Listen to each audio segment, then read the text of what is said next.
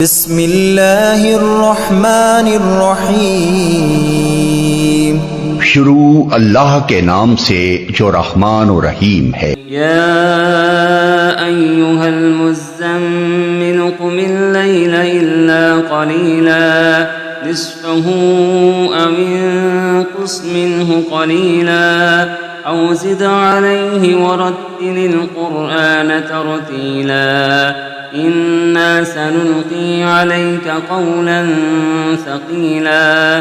اے اوڑ لپیٹ کر سونے والے، رات کو نماز میں کھڑے رہا کرو مگر کم، آدھی رات یا اس سے کچھ کم کر لو یا اس سے کچھ زیادہ بڑھا دو، اور قرآن کو خوب ٹھہر ٹھہر کر پڑھو، ہم تم پر ایک بھاری کلام نازل کرنے والے ہیں۔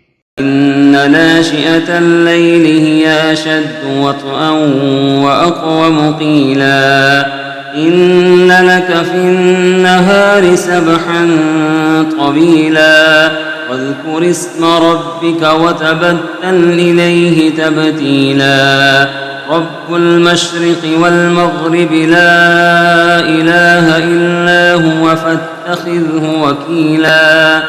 در حقیقت رات کا اٹھنا نفس پر قابو پانے کے لیے بہت کارگر اور قرآن ٹھیک پڑھنے کے لیے زیادہ موزوں ہے۔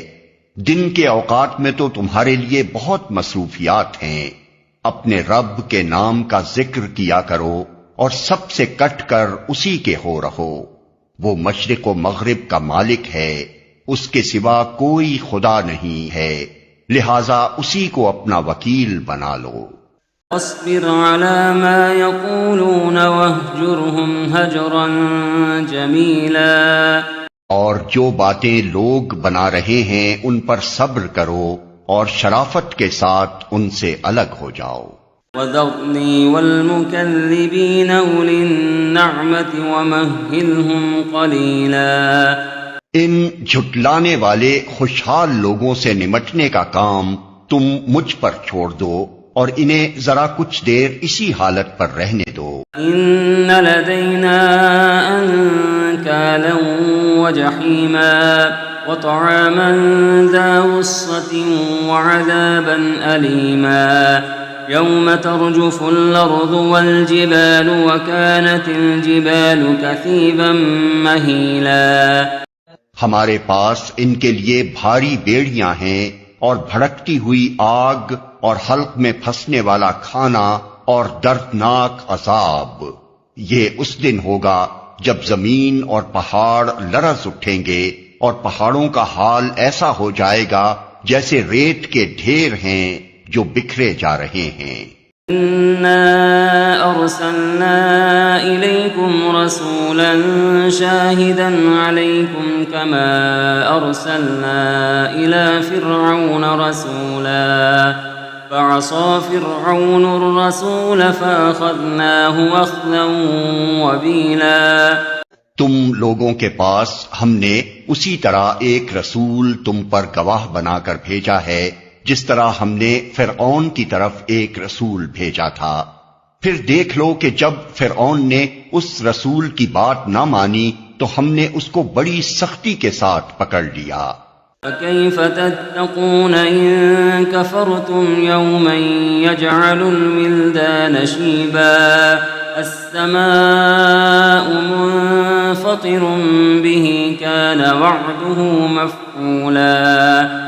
اگر تم ماننے سے انکار کرو گے تو اس دن کیسے بچ جاؤ گے جو بچوں کو بوڑھا کر دے گا اور جس کی سختی سے آسمان پھٹا جا رہا ہوگا۔ اللہ کا وعدہ تو پورا ہو کر ہی رہنا ہے۔